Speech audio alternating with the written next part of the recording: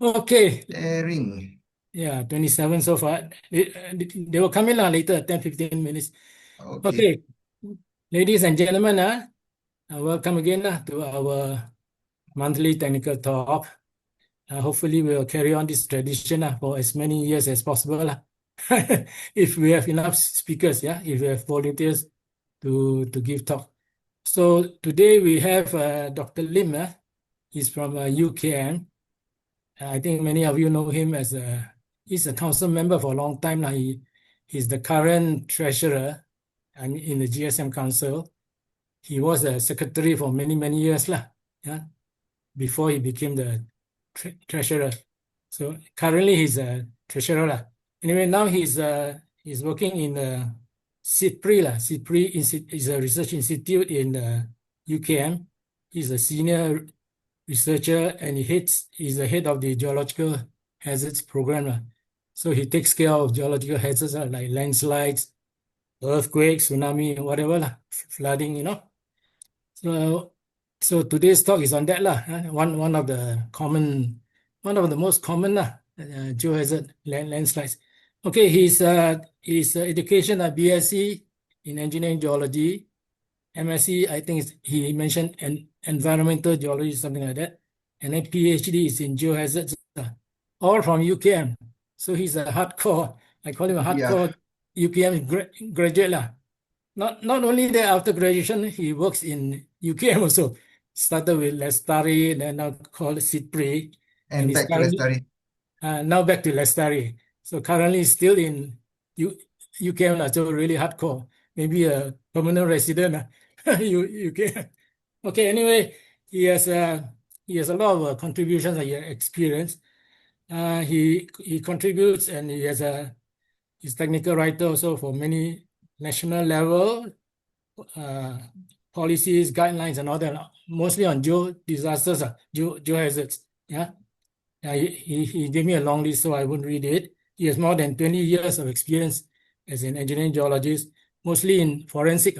Forensic is the most interesting. As engineering geologist, you do the post-failure investigation. So when after a failure, after a landslide, or after an earthquake, whatever, then you go and do some post-failure, what they call forensic. Yeah, try to find out what happened, what's the cause of failure, etc. So he has more than 20 years experience in that. That's a very good experience, practical experience. And of course, he has published quite a number of papers, all related to geohazards. Uh, so I think with that very brief introduction, he has a long list of technical write-ups and all that, which I won't read lah. So anyway, so we'll give him the floor now. His title: Investigation of Human-Induced Landslides. Okay, Dr. Lim, the floor is yours. Okay. Good afternoon, everyone.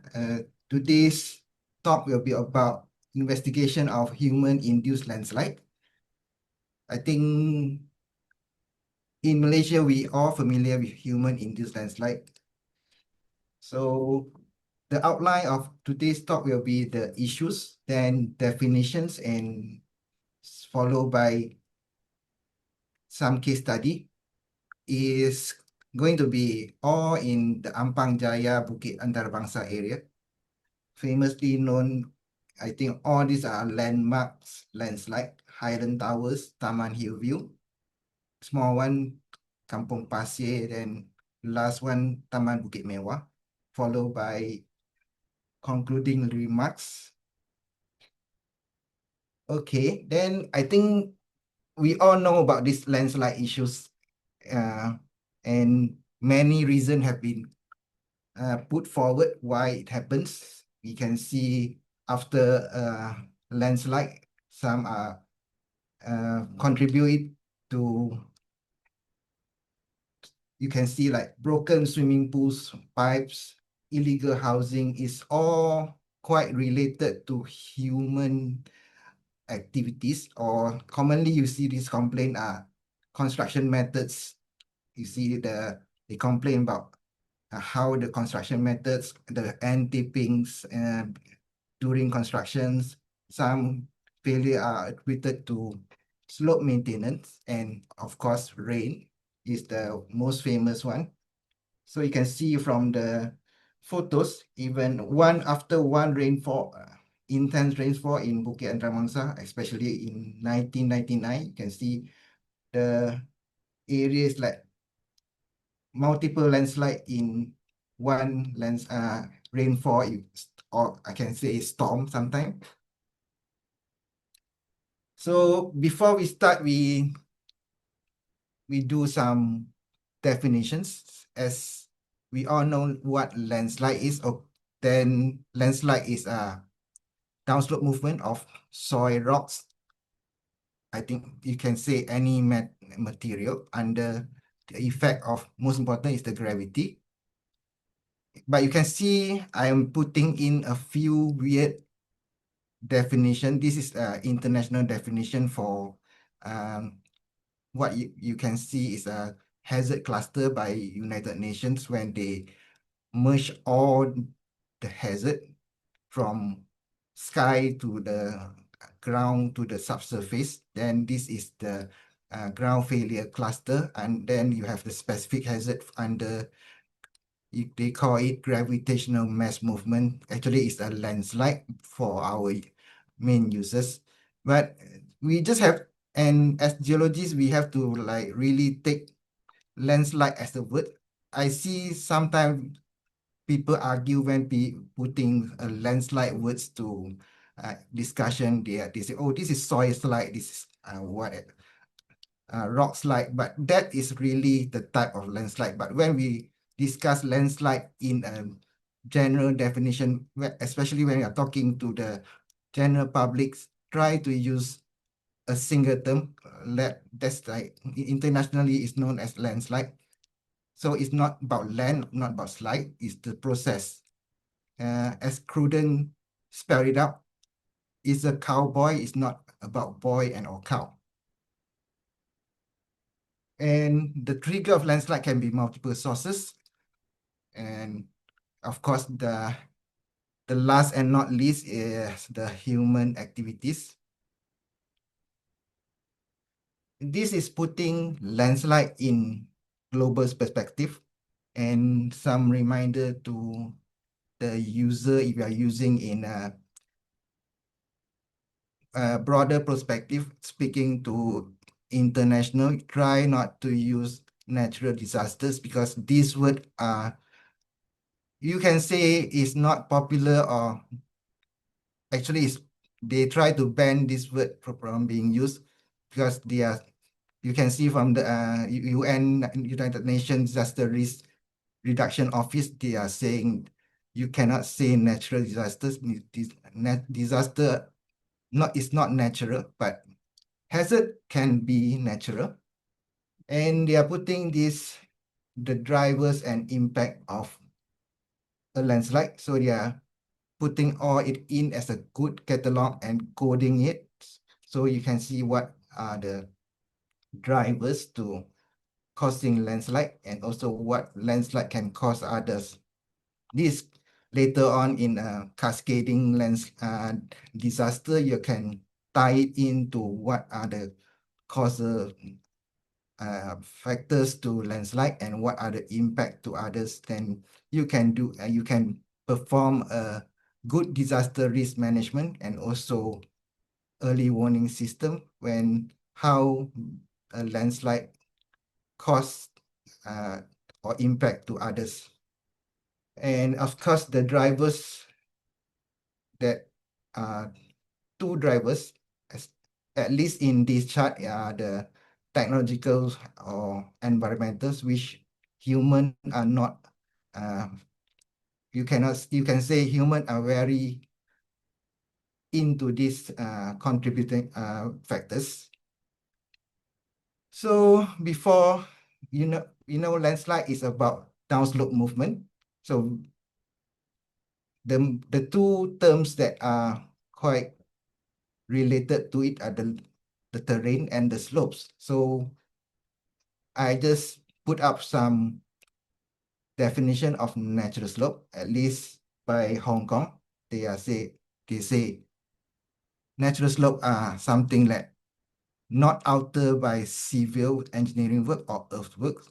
And GMG say any natural slope are not engineered or have show human activities such as cutting or filling, and the opposite part are the man-made slope, or at least not natural slope. In Hong Kong, they try to define like slope that are formed by civil engineering or materially altered by human activities, or JKR in some of their guideline, they have earthwork or structure works. In Japan, like modified and grading cut fields processes.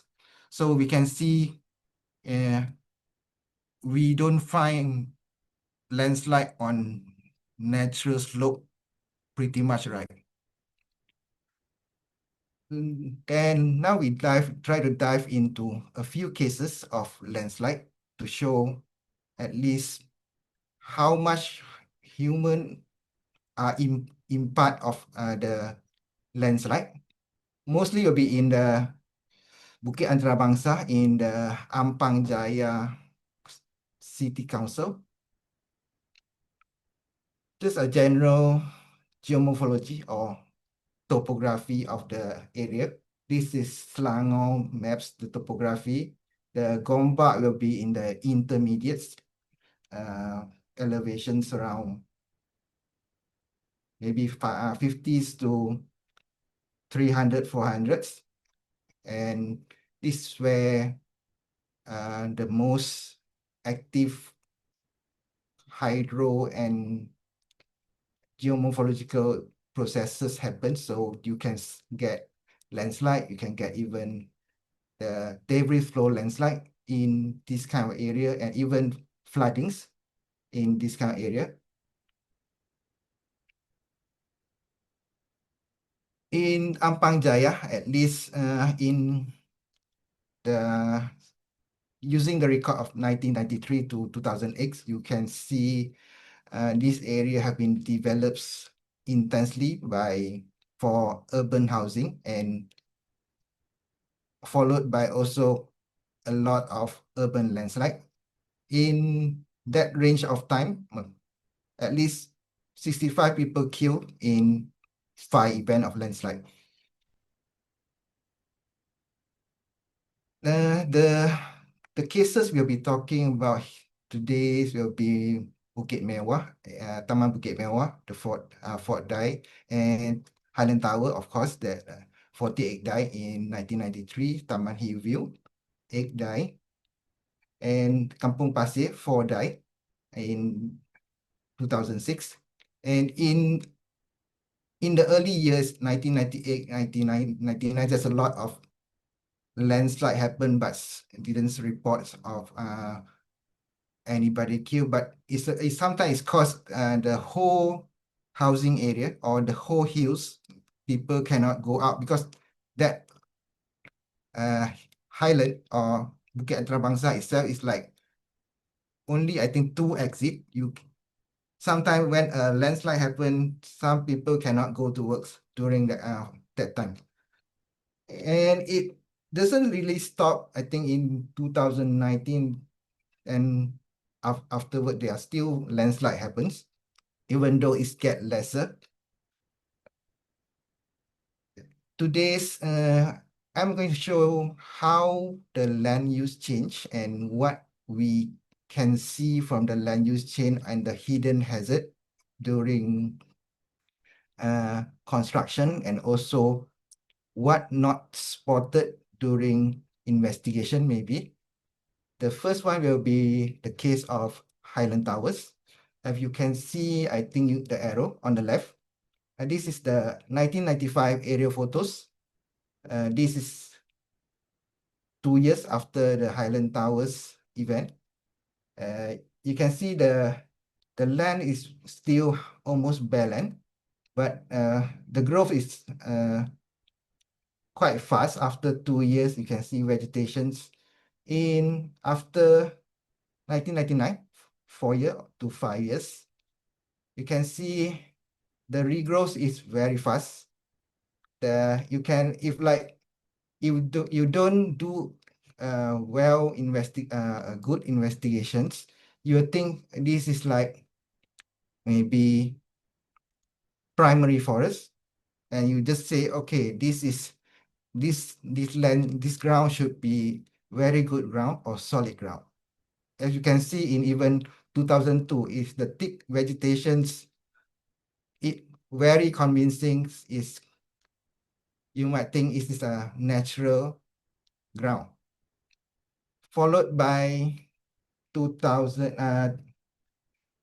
2008, sorry, this is 2002 landslide. But before that, you can see from the 1999 aerial photos, actually they are bare lands. Is quite indicative. It was a landslide by the morphological and also the, you can say, signatures on the aerial photograph.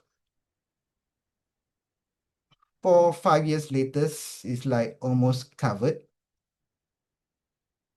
Then after 3 years, the landslide happens. So what you see is actually in this 2002 landslide is a recurrent landslide on a past or relics landslide. Moving, so I'm not going to read you the thick report from what the investigation found from the Highland Towers. I presenting to you, this is what the court verdict in, I think, 2003 or 4, then is finalized in 2006, I think, or 9, after the appeal. So this is what the court found from Highland Tower case. What went wrong? So the court decided the first one was the developers, followed by draftsmen, then project engineers, and you can see even city council was not bulletproof. They get the 15%. Then landowner of the back slopes, lucky for the land clearing contractors, he's not really serious. Then landowner of the ridge top, who, because they drain the water into that area that flow into Highland Towers. And the last one was the project managers to the number 7s, also being blamed for the landslide or the toppling of Highland Towers blocks. So you can see there are significant blame to upslope and downslope liabilities here. You can see the landowner of backslope that pose danger to the neighboring areas, mainly the drainage, also being given a fair portion of the fault of what went wrong in the Highland Tower cases. Followed by 2006 Kampung Pasir landslide is on 31st May 2006, 3 p.m. after a few days of heavy rain. 4 kilns and more than 100 people in 43 homes of this longhouse. I'm not sure it's a squatters or a former longhouse. That is quite, I think, workers' home. And also, you don't see like landslide in these photos because the landslide triggers set off fires when the short circuits sparks. The cause of this landslide was the upslope retaining wall collapse. This will be the short one for these Kampung Pasir cases. Is quite straightforward, but is also in that area and is caused by upslopes problems. And finally, the Taman Bukit Mewah landslide 2008, 6th December, happened in the very midnight, I think very morning. 4 killed, 15 injured, 14 houses destroyed. The official investigation found due to water pipe leakages. Okay, let's see what happens. The areas, the slopes, uh, the, the landslide was very mobile. You can see houses being floats, at least some are being float houses. You see, this is a concrete houses being float like at least 1 to 200 meters away horizontally. So you can see how these kind of slopes with how much the water that need to float a house, not a house, several houses. See, the number 1, number 2, and 3 and 4 was being carried away quite a distance. So if you check the area photograph, we can see from area photograph in 1996 what happened. You can see the top left 1996 area photograph. Actually, in 1996, actually already a land clearing for agriculture, I would say. The mark of Hillcrest and the landslide in 2008, you can follow in the top right. Then where this is the second one, the construction of not this house, the 2008 houses, but this construction on the slopes where um, I think at least 6 to 9 blocks of houses in 1998. LC is land clearing and constructions, and you can see in the image 1995. If you can zoom in, you can see actually there are almost at least 9 blocks of houses. And if you see the D image in 1992, these at least 2 blocks of houses disappeared. And so in between that in 1995, 90, 85, 84, at least some houses have destroyed because of landslide and being removed. And the same area that I would say almost should be the same area that caused the landslide in 2008. You can see from the image in 1985 and 1992 is almost the same places where you can see no more house blocks from in the 1992. So you can see and this area, so compared to the C and D. So Mr. Tan, I saw you publish one papers in 2017. Actually, you published and you mentioned a lot of these houses that being destroyed even during constructions. So is this the same area? Mr. Tan, are you there? Yeah. This one is, I think it's a super view, Yes, it's a super view. if I can remember. It's quite some time ago. Yeah, I think it's super view. Yeah, it's super view. And Yeah, yeah, I picked this from your papers in yeah. 2017. So this is the part that was destroyed, and the landslide destroyed this. And in 2008, this is almost the same area that uh, happened, that another landslide occurred. So we can see there are a lot of these hotspot or I think hazarded ground being left and some unknown. And people keep rebuilding without noticing it. So what can we see from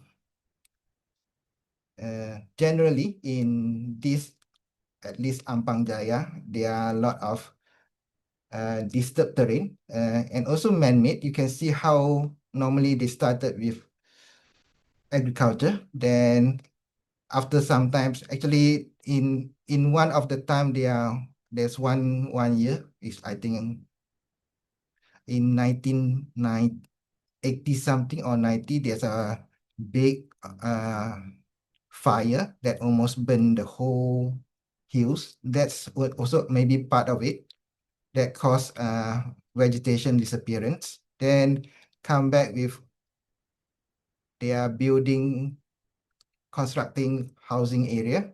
Then some are where there is man-made, they tip fill or push down and building on it. That's a very man-made ground. Or some are disturbed where uh, some old agriculture area or landslide area being left there, and they building on whether dam or very or landslide relics area.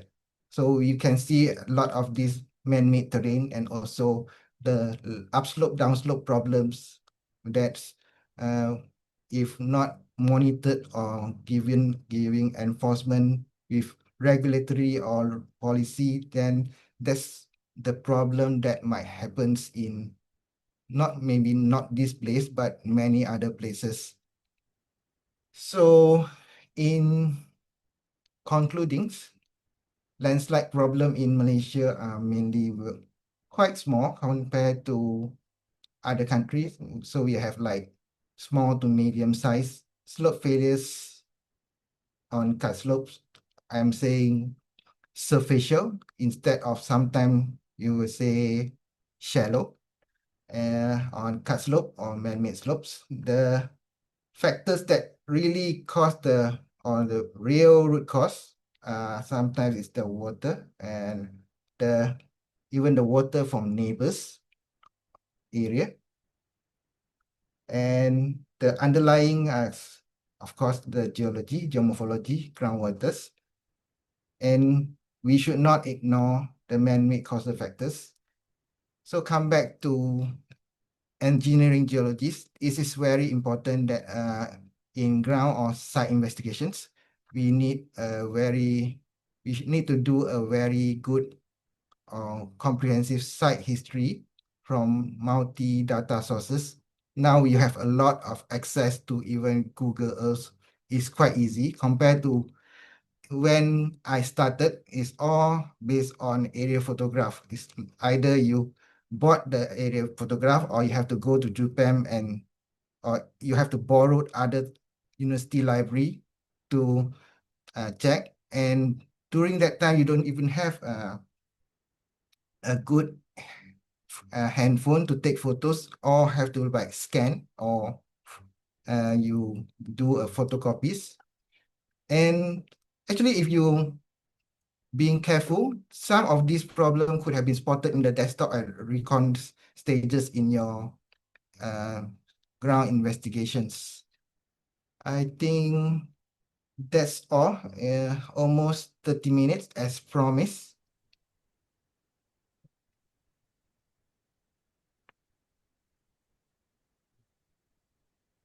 Okay, thank you, Dr. Lim. 30 minutes. So well, we have 78 people already in the audience, so most of them are here. So they didn't actually miss much, I guess. Okay, that gives us that gives us 1 hour for Q&A then. Uh, yeah, the program is 1 hour presentation and 30 minutes Q&A. So now your presentation is only 30 minutes, which means we have 1 hour Q&A, unless there are no questions after a while. Okay, uh, I I will give the floor to the audience. Actually, Dr. Lim has got a lot of experience in all this forensic. So I think he presented only a few of them, not not 10 or 20, but these are the key cases or case studies. Okay, so open for Q&A questions. Please ask the question directly to the speaker lah. Don't use the chat box lah. I personally I don't like to read the chat lah. So it's better you ask the question directly, and the speaker can respond to you, and you can also respond back lah. Interactive lah. Yeah, interactive is better than just reading the chat. Okay, who wants to start? Okay, good evening, doctor. Yes. I have a question regarding on any record or any document the impact of overflow from septic tank or sewerage on the landslide. That's all, doctor. Okay. I'm not specifically on septic tank, but you can see from my, I think few, there are report that even swimming pool water pipe leak, and even in UKM ourselves, we have this swimming pool that cause landslide or slope failure along our golf clubs. Mr. Tan is from UKM. You know the club recreasi there. Yeah. The swimming pool leakage caused non-stop slope failures until they fix it. Now no more slope failure in the golf clubs. So it's either even the Bukit Antarabangsa one, Bukit Mewah, once they attributed it to water pipe leakage, is either chicken or egg, or whether landslide first caused the leak, the water pipe to leak, or water pipe leak caused the landslide. We have no ideas, but water and landslide is very natural, and in experience in Kundasang, Sabah, we found this is all among the main problem that cause landslide in that area. Yeah. Water lah is the main culprit lah. Water from any source lah, pipeline or even from streams. All that. Okay, next question. Even in the active landslide area, now they just put the water pipe above ground, no more buried. Yeah, I think we had the cases of sinkholes, right? Also caused by leaking Yes, sewer pipe and all that. there's a artificial sinkholes. Since Yeah. all geologists here, better use the correct terms, or Yeah. else some people are submitting report proposal to do projects on sinkhole in Sinkholes. KL. I even received I review several student proposal for scholarships. They want to do sinkholes in KL, DBKL failures. Yeah, that will be another topic lah, another day. Yeah, it's Okay. yeah. Next question. We have plenty of time, so you can ask maybe from your own, or for the audience, from your own case studies lah, your own experience. If you would like to share or ask questions from your past experience. Anybody? Our audience is usually very quiet. I see Mr. Chin Lik Swan. He's a very senior guy here. Lik Swan, Chin Lik Swan. I see your name on the list. Any question? Mr. Chin Lik Swan? Hello. Yes, I can hear you. Question. I mean, very interesting to see here. Water is the main factor, isn't it? Yeah, Yes. question for the speaker. Okay, the question is, I'm thinking of Bukit Tungku area. Huh? What does Dr. Lim think of Bukit Tungku area as a geohazard area? Okay, normally, frankly say I'm not much experience in Bukit Tungku area, and normally geologists don't comment on the places that they haven't been to. Anyone from Bukit Tungku? Yeah, have a condominium there, Mhm. and there was a landslide that affected the structure of one section of you know, Bukit Tungku. Really. Yeah, there's I think the best is get a geologist to check there. Is not commenting based on what I haven't seen. If I have been to It Bukit has Tungku, happened. It has happened. There was a landslide. It has happened. You know, it affected the structure. It's happened. Are you aware of it? I didn't check. I didn't go to the check to check the landslide. So it's best not to comment online and record it. Okay, okay. I just want to know from you whether you are aware or not. Is it? No. Okay, yeah, that's a general practice lah. You have to have actually seen or investigated the landslide before you can give meaningful comments. Okay, anyway, thanks for the question, Mr. Chin. Any other question, Lixon? Any other No, case? no other question. Okay, all right, then next question then. I'm checking the names. I see. Yeah, James Bachat. Yeah, he's an engineering geologist. James Bachat, are you there at the table? James. Yeah, yeah. Okay, question. You are the Sarawak expert lah. Oh, the landslide in Sarawak. I think Yes. for now I don't have question. No question. Yeah. All your experience with landslides in Sarawak. Or comments. Not necessarily just question, but if you have some comments or something to add to the presentation. Yeah, James? We No? invite him for the next talk again. No, James has given the talk before, a few I I months I ago. I gave Yeah, a talk before. yeah, the one on Sarawak. So that's why I know he's the expert on Sarawak. Okay? Yeah. Any comments? What about Uh, the okay. yeah, I yeah. think for this one, what my previous experience for the Sarawak, I think me and Lim also did some mapping at Bukit Antramansa last time also. So actually, there's a difference between the geology in terms of the geology, the material itself. Especially Bukit Terbansa. I think Bukit Terbansa also is there's some metamorphic rock, which is harder than sedimentary, and also granite, which is very sandy. So in Sarawak also it's different situation because of the young geology of Sarawak. We have Sarawak here. We have a lot of the sedimentary, the young geology that how do you call it? The material is easily uh, detachment is easy detached because of the content of the material. But in Sarawak, in Semenanjung, we have a lot of the igneous rock.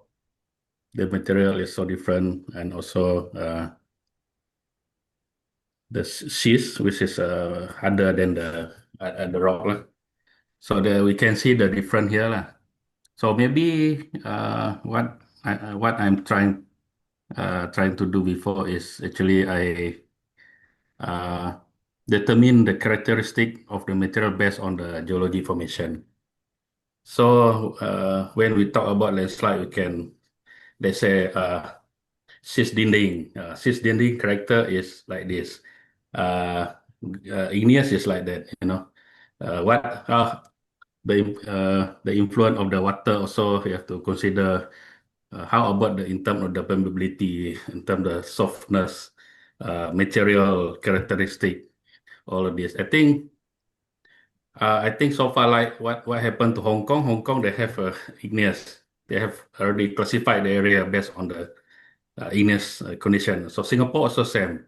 They also have the parameter for each type of the material there. But in Malaysia, we don't have this. You know, when you have used experience as Semenanjung, you come to Sarawak, and then you also cannot. Sometimes you cannot differentiate because the different type of material based on the geology formation lah. I mean, this is just not comment, but just a suggestion lah. Maybe we can look into this matter lah. Let's say the Kidney Hill formation, the quartzite. What is the characteristic of quartzite in terms of the slope stability and so forth. I think that's my suggestion lah. So maybe someone can study into this different on the rock formation. I think the time I pass to you. Yeah. Okay, thanks, James. Dr. Lim, any comment? Actually, I mapped the hill view together with James. So, and even a few years after that, we also do some mapping together in more north, right, near the schist dinding, near the Yes. Rotterdam area. Interesting. And after that, only there's a lot of debris flow during your terrain mapping, right? So it's Yes. an interesting places and a lot of landslide. If you don't look carefully, you might going to build on a past old landslide area or even past landslide relics. Yeah. Okay. I think Sarawak in general, the rocks are younger, so they are generally weaker sandstone shale, weaker than the Semenanjung lah. Yes. Okay, Yes. Yes. next question. I see a lot, at Yeah. least two in the chat. I can answer Oh, that. okay. All right, go ahead. Mm, Can you read the One, question first? Yeah. Read. yeah, one is, I think, demolishings or Highland Towers developments. Is one, to answer that one is either you are saying about the stability problem. If you are going to say about the stability problem, I think the another two block that stand very well without any disturbances. If you are going to say about for safety, for redevelopment, that's a different issues. Normally, the first one, the consideration is you demolish it because of unstable or dangerous structures.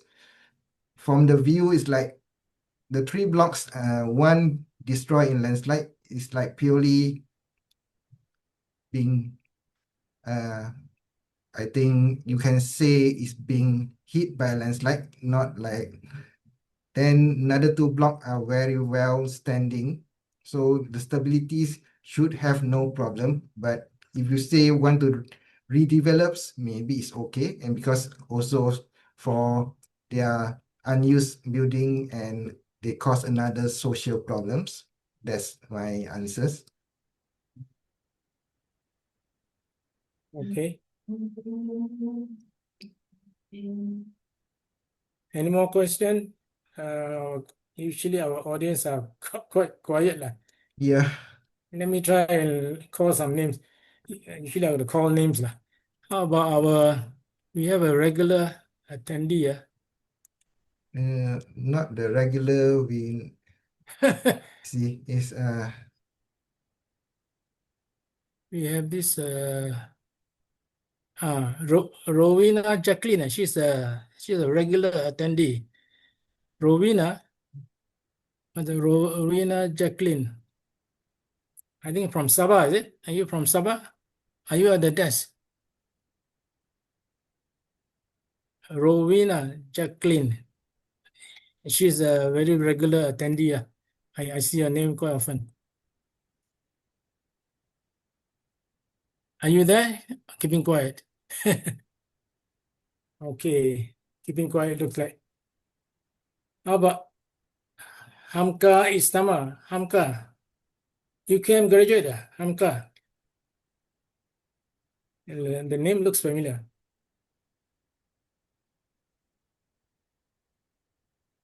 Also keeping quiet. We got plenty of time, so you be a bit patient. Dr. Lim, not in a hurry to go, right? Until 5 lah.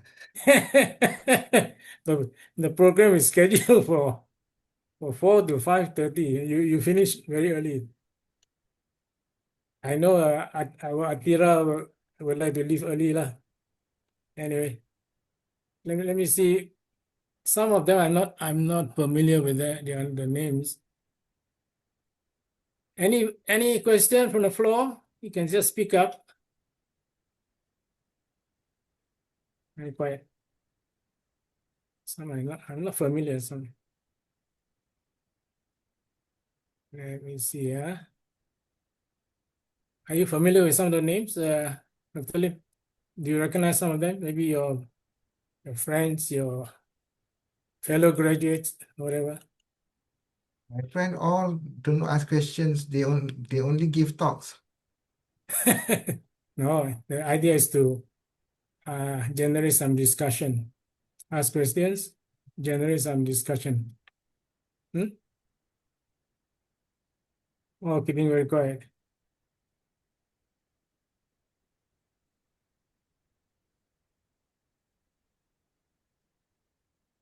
Okay. No Okay. questions. Questions? No question, we can go.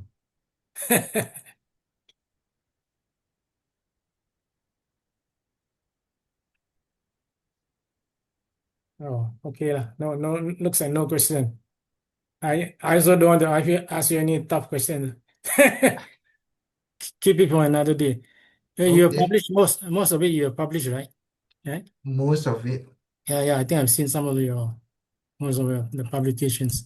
But it was in Malay. That's why it's not. No, it's okay. Malay is no problem.